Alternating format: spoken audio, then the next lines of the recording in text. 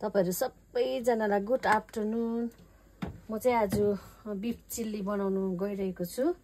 आज चाहिँ हाम्रो घरमा सेवा कटेज प्रेयर भएकोले गर्दाखेरि बिफ चिल्ली बनाउनु लागिरहेको छु र तपाईहरु सबैजनाले मेरो यो कुकिङलाई चाहिँ तपाईहरुले हेरिदिनु होस् अनि मन पराइदिनु होस् र लाइक कमेन्ट शेयर गरिदिनुस् भनिकिन म तपाईहरु सबैलाई बिन्ती गर्छु।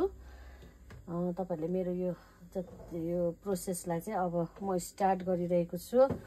तपाईहरुले हेरिदिनु होला। हुन्छ, थ्यांक यू।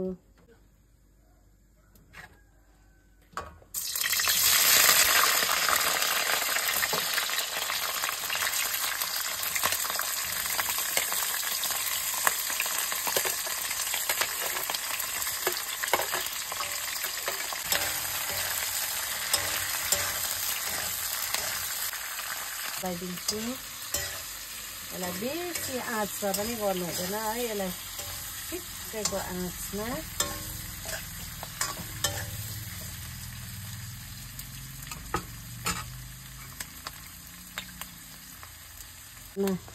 मैले अदुवा लसुन सानो सानो गरेर काटेर हालेँ।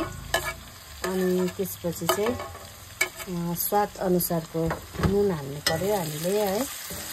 तपाईहरु कतिजनाले एकदमै चकिलो खानुहुन्छ अनि कतिजनाले कम्ती खानुहुन्छ।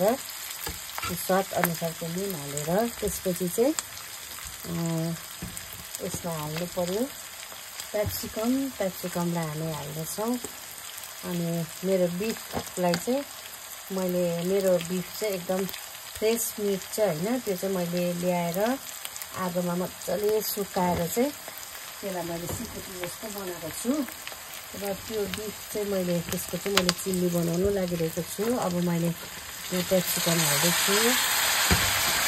क्याप्सिकम हालिसकेपछि यसलाई राम्ररी चलाइदिएर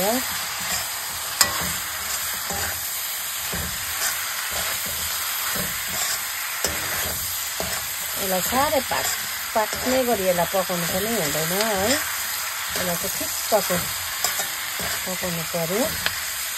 अनि यसमा चाहिँ अब म चाहिँ सोया सस हाल्दैछु यसमा सोया सस पनि एकदमै ज्यादा हाल्नु भएन। त्यसपछि म हाल्दैछु यसमा टमेटो सस हाल्दैछु म।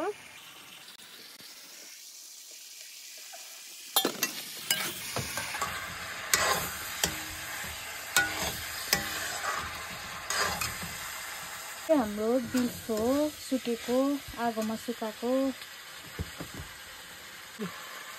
त्यसको पाउडर पनि हाल्दिनँ टेस्टको लागि मात्रै। म त यो कहिले पनि हाल्दिनँ। म चाहिँ मोमो बनाउँदा अनि त्यसरी चिल्लीहरू बनाउँदा चाहिँ म अलिकति टेस्टको लागि चाहिँ हाल्छु। यो खानु राम्रो पनि होइन भन्छ है। म त त्यति साह्रो बेसी खाँदिनँ पनि। अनि अब मेरो बिफलाई म हाल्दैछु।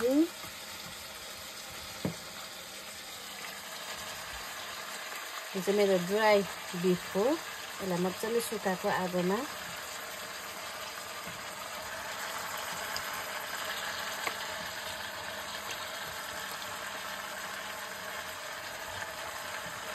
यसलाई चाहिँ मैले अघि नै बिहानै नुन अनि हर्दीमा चाहिँ मजाले प्रेसर कुकरमा चाहिँ सिटी लगाएर मजाले पाक्ने गरी यो पाकेको छ।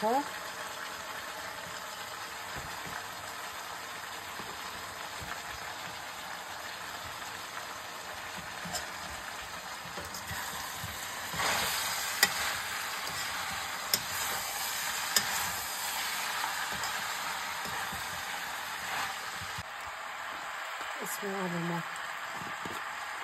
अलिकति पिरोको लागि चाहिँ मैले पिठला लाग्छु। यो पिरो एकदम बेसी खाने पनि छैन कोही पनि, त्यही भएकोले गर्दा मैले पिरो पनि थोरै लगाएँ। त्यसपछि टमेटो ससलाई चाहिँ मैले अलिकति लाउँदैछु किनभने अलिकति कम्ती भएको जस्तो लाग्यो।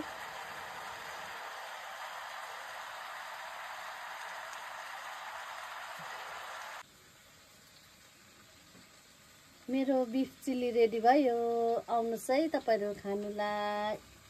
Thank you so much. तपाईहरु सबैजनाले हेरिदिनु भयो।